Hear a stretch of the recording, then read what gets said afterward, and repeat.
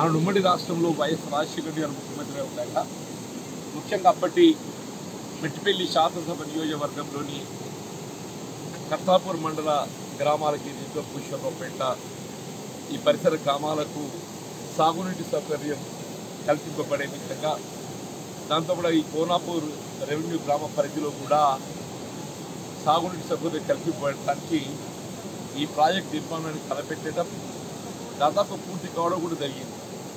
ఇప్పుడే మిత్రుడు స్థానిక రైతు పేర్కొన్నట్టు 3000 పైచిలకు సాగు నీరు అందించాలని సంకల్పించిన రాళ్లబాగు ప్రాజెక్టు ఈరోజు కనీసం 400-500 ఎకరాలు కూడా సాగునీరు కల్పింపబడలేకపోవటం నిజంగా కూడా బాధాకరం. ఈ రాళ్లబాగు ప్రాజెక్టు సంబంధించిన డిస్ట్రిబ్యూటరీ కెనాల్స్ కూడా అవి పర్యవేక్షణ లోపంతో కెనాల్స్ బ్రీచ్ కావటము, అట్లాగే బియర్ ఏదైతుందో మనకి ఇంకొక మీటర్ వరకు నీటి నిల్వ సామర్థ్యం ఉన్నప్పటికీ కూడా ఆ మత్తడి కూడా నిర్మాణ లోపంతో ఏదైతుందో ఆ బియర్ కూడా తొలగిపోవడంతో నీటి నిల్వ సామర్థ్యం కూడా తగ్గిపోయిందని చెప్పక తప్పనిసరిను. రాష్ట్ర ప్రభుత్వం ఏదైతుందో ఇప్పటికైనా స్పందించి ఏ సాగునీటి సౌకర్యాల కల్పన కొరకు ప్రాధాన్యత ఇవ్వడం జరుగుతుందని చెప్పని ప్రభుత్వం పేర్కొంటుందో ఇవన్నీ కూడా గ్రావిటీతోని మన సాగునీటి సౌకర్యం పొందేటటువంటి ప్రాజెక్ట్స్. మీరు ఒకవైపు ఏదైతుందో ఇలా ప్రభుత్వం ప్రజానీకంపై నిర్వహణ భారం అత్యధికంగా పడే విధంగా మీరు ఎత్తిపోతల పథకాలకు ప్రాధాన్యత ఇస్తాం.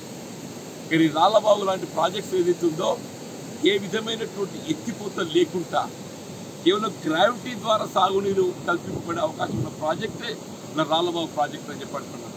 ఇప్పటికైనా ఏదైతుందో ఈ రాళ్లబాగు ప్రాజెక్టుకు సంబంధించి ఈ ఏదైతే కెనాల్స్ బ్రీచ్ కావడం జరిగిందో దాంతోపాటుగా ఈ ప్రాజెక్టు నిర్మాణం పూర్తి స్థాయిలో చేపట్టబడి వీళ్ళు ఆశించిన మేరకు దాదాపు 3500-4000 ఎకరాలకు సాగునీటి సౌకర్యం కల్పించాలని చెప్పని ఆవులతోని నిర్మాణం తలపెట్టడం జరిగిందో అది తక్షణమే పూర్తి చేసి ఈ ప్రాంత రైతాంగానికి అండగా నిలవాలని చెప్పని పేర్కొన్నారు.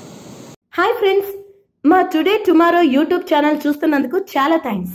మరిన్ని లేటెస్ట్ వీడియోస్ కోసం వెంటనే సబ్స్క్రైబ్ చేయండి. అలాగే ఈ బెల్ ని కూడా రింగ్ చేసేయండి. మా నోటిఫికేషన్స్ అన్ని మీ మొబైల్లో వస్తాయి.